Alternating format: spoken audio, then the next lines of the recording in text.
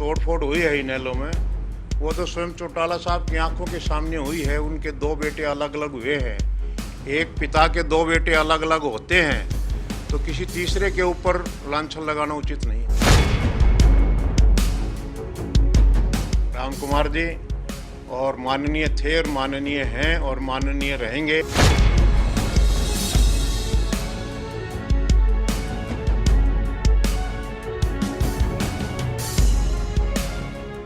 उनकी कही बातों का हम बुरा भी नहीं मानते और समय बलवान है, समय के साथ उनका भी जो है माहौल ठीक हो जाएगा।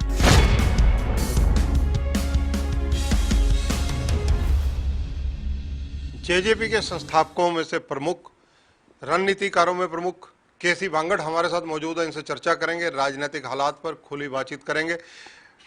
भांगड़ साहब, पंजाब केसरी में आपका स्वागत है। बहुत बहुत धन्यवाद जी। भांगड़ साहब, बड़ौदा चुनाव है, बड़ौदा चुनावों को लेकर जेजेपी की सक्रियता बड़ौदा हल्के में काफ़ी बड़ी हुई है। जिस प्रकार से आप काफ़ी एक्टिव हैं, अभय सिंह चौटाला जी, दिग्विजय जी लगातार वहाँ पर जनसंपर्क अभियान कर रहे हैं। 12 अप्रैल को वहाँ के विधायक श्री कृष्ण हुड्डा जी स्वर्ग सिधार गए। उनकी आत्मा परमात्मा में लीन हो गई। सर्वप्रथम तो मैं उन्हें अपनी प्रभु से प्रार्थना करूंगा उन्हें अपने चरणों में स्थान दें, और वो क्योंकि सीट खाली होगी तो संवैधानिक रूप से वो सीट को भरा जाना आवश्यक है और कानून के मुताबिक 6 महीने में वो सीट भरी जानी है। और अब लगभग 4 महीने पूरे हो गए हैं, तो निश्चित रूप से अब 2 महीने बचे हैं, उनमें वो सीट भरी जानी है। तो गतिविधियां हर पार्टी की शुरू हो चुकी हैं। जननायक जनता पार्टी ने भी अपने शीर्ष नेता डॉक्टर अजय सिंह चौटाला जी के नेतृत्व में वहाँ पार्टी ने अपना काम शुरू किया है। चौधरी अजय सिंह जी ने सर्वप्रथम हल्के के सभी कार्यकर्ताओं की पार्टी की मीटिंग ली और उसके बाद हर संडे को डॉक्टर अजय सिंह चौटाला जी और अगले संडे को दिग्विजय चौटाला जी वहाँ जा कर के 5-5 गाँव हर संडे को हम कवर करते हैं। 2 हफ्ते के बाद हमारा पूरा हल्का कवर हो जाएगा और लगभग 700 कार्यकर्ता डॉक्टर अजय सिंह चौटाला जी के नेतृत्व में वहाँ जननायक जनता पार्टी में इस समय सक्रिय रूप से कार्यरत हैं और सभी कार्यकर्ताओं के यहाँ चाय पान का प्रोग्राम अगले 2 हफ्ते बाद कंप्लीट हो जाएगा। 700 कार्यकर्ता डॉक्टर अजय सिंह चौटाला जी की सेना में, उनकी फौज में, उनकी पार्टी में आज सक्रिय रूप से बड़ौदा हल्के में कार्य कर रहे हैं। गठबंधन की सरकार है, इस सरकार में जेजेपी का क्लेम कैसे बनता है उस सीट पर? डॉक्टर अजय सिंह चौटाला जी ने कभी ये नहीं कहा को कई मर्तबा अखबार के लोगों से मीडिया के सामने रूबरू हुए। गोहाना में भी जब भी वो गए, मीडिया के लोगों ने उनसे ये प्रश्न किया और उन्होंने हर बार उस प्रश्न का यही उत्तर दिया कि जननायक जनता पार्टी और भारतीय जनता पार्टी चूँकि प्रदेश में गठबंधन के रूप में दोनों पार्टियां मिलकर के सरकार चला रही हैं और ये आने वाला उपचुनाव भी दोनों पार्टी मिलकर के साझे रूप में साझा उम्मीदवार खड़ा करके गठबंधन चुनाव लड़ेगा और उसको हम ये नहीं कह सकते वो इस पार्टी का है या उस पार्टी का, गठबंधन चुनाव लड़ेगा। उन्होंने हमेशा यही बयान दिया। भांगड़ साहब, थोड़ा सा फर्क है इस बात में, क्योंकि जब गठबंधन की सरकार है तो वहाँ पर ज्वाइंट वेंचर बीजेपी और जेजेपी का इकट्ठा देखने को क्यों नहीं मिलता? दोनों अलग अलग क्यों लगे हुए हैं? देखिए, अपने कार्यकर्ताओं को सक्रिय रूप से हर पार्टी जो न जिंदा करती है, उनको सक्रिय करती है।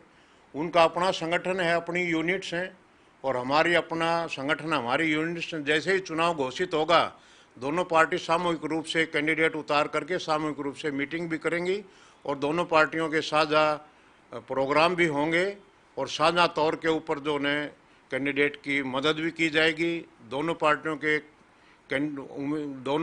के कार्यकर्ताओं की मीटिंग भी साझा होगी। नेता भी साझे रूप से दोनों पार्टियों के मिल करके उम्मीदवार की मदद करेंगे। चुनाव डिक्लेयर होने के बाद सारी प्रक्रिया जो आपने प्रश्न के रूप में उठाई है, वो चुनाव डिक्लेयर होने के बाद सारी प्रक्रिया ठीक होगी।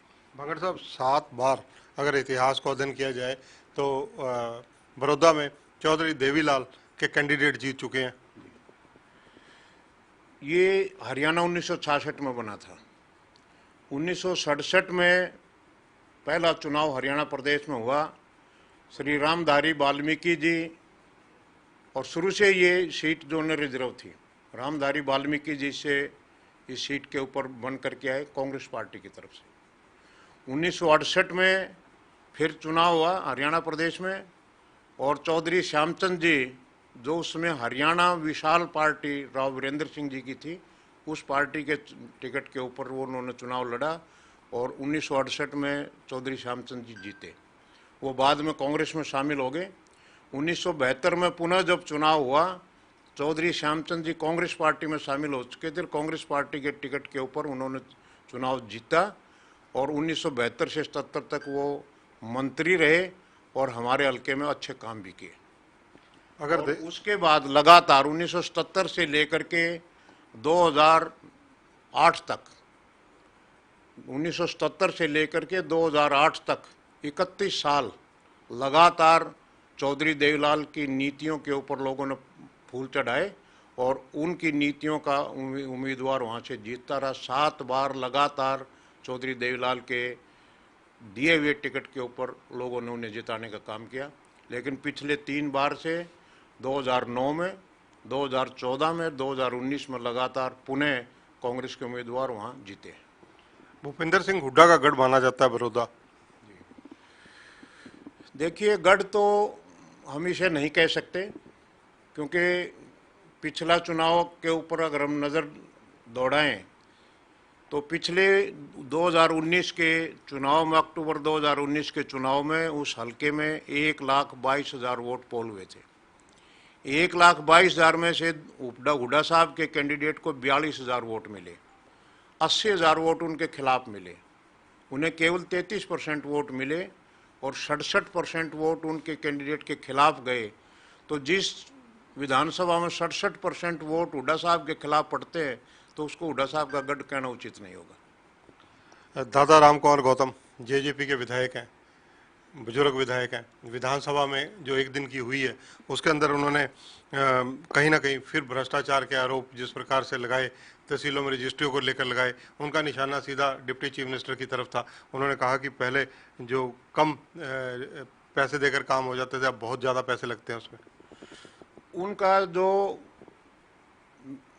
राम कुमार गौतम जी ने जिन बातों का उल्लेख किया, उनका जवाब विधानसभा के पटल के ऊपर माननीय उप मुख्यमंत्री जी ने भली भांति दे दिया था।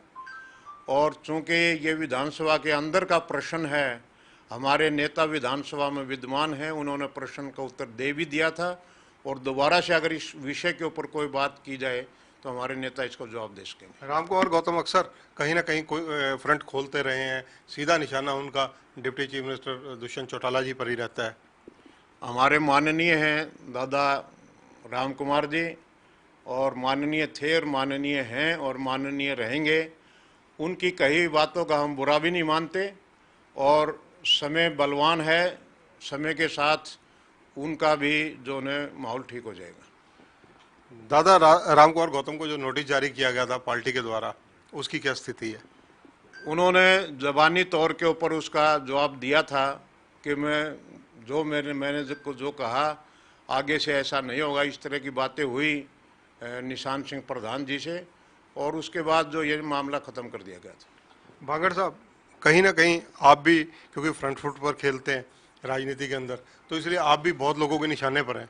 इनेलो के जो नेता हैं, इनेलो के जो सुप्रीमो हैं, ये अपने परिवार को, इनेलो को तोड़ फोड़ के सारे आरोप आप पर लगाते हैं। ये कहना तो मैं उचित नहीं समझता कि मेरे ऊपर आरोप लगे हैं। तो इस तोड़ फोड़ के तो जो तोड़ फोड़ हुई है इनेलो में, वो तो स्वयं चौटाला साहब की आंखों के सामने हुई है। उनके 2 बेटे अलग अलग हुए हैं। एक पिता के 2 बेटे अलग अलग होते हैं, तो किसी तीसरे के ऊपर लांछन लगाना उचित नहीं है। हरियाणा की बात की जाए, हरियाणा में जिस प्रकार से प्रमुख विपक्षी दल है कांग्रेस, जिस प्रकार से कांग्रेस के लगातार आरोप और इनेलो जो अभय सिंह चौटाला, इनके आरोप लगातार जो लग रहे हैं घोटालों के, भ्रष्टाचार के सरकार पर, क्योंकि आप जेजेपी के बहुत सीनियर मोस्ट नेता हैं, सीनियर वाइस प्रेसिडेंट हैं पूरे देश के जेजेपी के, तो आप क्या कहना चाहेंगे इस बारे में? देखिए, घोटाला शब्द जो है वो उसके बड़े व्यापक मीनिंग हैं। किसी गलती को पकड़ना और गलती पकड़ करके उस गलती का सुधार करना, स्वयं कोई मंत्री गलती पकड़ता है एडमिनिस्ट्रेशन की और उसमें सुधार करता है और गलती करने वाले को सज़ा स्वयं देता है, तो उसको घोटाला नहीं कहते, उसको सुधार कहते हैं। माननीय दुष्यंत चौटाला जी ने अनेक गलतियां अपने विभागों में पकड़ी हैं, उन गलतियों से को सुधारा है और सुधारात्मक कदम उठा करके अगर नियम बदलने पड़े तो नियम बदले हैं, अगर अधिकारी बदलने पड़े तो अधिकारी बदले गए हैं और सुधार करके ताकि वो गलतियां पुनः न दोहराई जाएं कभी भी, तो उनको गलती का सुधार कह सकते हैं। गलतियां खुद पकड़ना और उनमें सुधार करना, ये तो एक बहुत अच्छी बात है और इसके लिए तो उन्हें शाबाशी दी जानी चाहिए। घोटाला तो वो होता है कि आपने घोटाला किया और कोई और पकड़ रहा है उसको और उसको साबित कर रहा है कि इसमें बेकायदगी हुई है या मंत्री ने पैसे खाए, ऐसी तो कोई बात ही नहीं है। जो भी कमियां आई हैं, जो भी कमियां हुई हैं, उन कमियों को स्वयं चौटाला साहब ने, दुष्यंत चौटाला जी ने पकड़ा है और उन्हें आइडेंटिफाई किया है, आइडेंटिफाई करके उनमें सुधार किए हैं और सुधार करके उनके ऊपर कार्य किए गए हैं और उनके ऊपर अगर कोई ज़रूरी हुआ तो जिन अधिकारियों ने वो गलतियां की उन अधिकारियों को दंडित भी किया गया। कोरोना काल के दौरान आप क्या चुनौतियां समझते हैं? जेजेपी संगठन को कैसे खड़ा किया जाएगा, मजबूत किया जाएगा, इसको लेकर क्या रणनीति रहेगी? देखिए, जननायक जनता पार्टी को अभी 1 साल भी नहीं हुआ है और 1 साल से कम अरसे में हमने 2-3 चुनाव लड़े। जींद का उपचुनाव भी लड़ा, लोकसभा का भी लड़ा, विधानसभा का भी लड़ा और उस संगठन ने लड़ा जो कि पूर्ण रूप से मतलब विकसित भी नहीं था और हमने 10 सीट जीतने का काम किया, प्रदेश में 15.5-16% वोट हासिल करने का काम किया। अब हम पुनर्गठन कर रहे हैं और पुनर्गठन करके पार्टी को और ज़्यादा सुसंगठित करके इसे और ज़्यादा मजबूत करने का काम करेंगे, लोगों के बीच में जाएंगे। दुष्यंत चौटाला जी जो सुधारात्मक कदम उठा करके जो प्रदेश हित में, नौजवानों के हित में, किसानों के हित में, मजदूर और फैक्ट्री वालों के सबके हित में जो कार्य कर रहे हैं, जो नीतियां बना रहे हैं, उन नीतियों को जन जन तक पहुंचा करके पार्टी का प्रचार और प्रसार करेंगे। और गठबंधन की जो सरकार है, जो भी इसकी अचीवमेंट है, उन अचीवमेंट्स का जन जन तक प्रचार करके गठबंधन को भी और जननायक जनता पार्टी को भी मजबूत करके हम ये सिद्ध करके दिखाएंगे कि आने वाले चुनाव में पार्टी जो पिछले चुनाव में 10 पर पहुंची थी उससे कहीं ज़्यादा आगे बढ़ करके रिजल्ट निकाल करके देगी। धन्यवाद बांगड़ साहब। तो ये हैं केसी बांगड़, जो कि जेजेपी के संस्थापकों में से एक है, प्रमुख चेहरा है। इनका कहना है कि दादा गौतम आदरणीय थे, आदरणीय हैं और आदरणीय रहेंगे।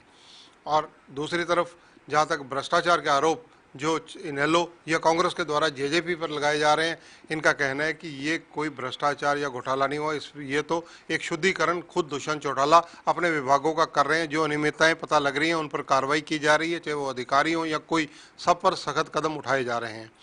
कुल मिलाकर अगर निष्कर्ष निकाला जाए तो केसी बांगड़ एक सशक्त दावेदार के रूप में बड़ौदा के अंदर इस वक्त सक्रिय हैं और जो नज़र आ रहा है कि अगर जेजेपी को टिकट बीजेपी गठबंधन में देती है तो सशक्त चेहरा जो है केसी बांगड़ हो सकते हैं।